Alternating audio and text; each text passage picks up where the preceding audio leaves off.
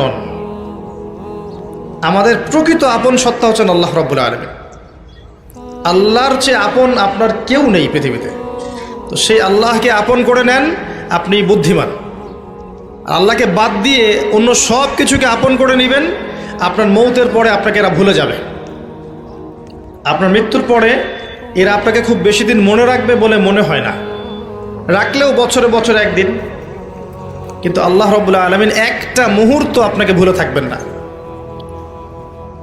একটা হাদিস মনে পড়লো যে আল্লাহ পাকের কাছে 100টা রহমত আছে, মানে 100 ভাগ রহমত আছে, দয়া আছে, ভালোবাসা আছে।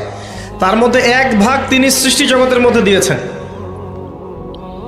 ওই যে গাভী তার বাচ্চাকে চেটে পরিষ্কার করে না, কুকুর তার বাচ্চাকে দুধ খাওয়ায় না, ওই 1 ভাগ রহমতের জন্য, 1 ভাগ দয়ার কারণে।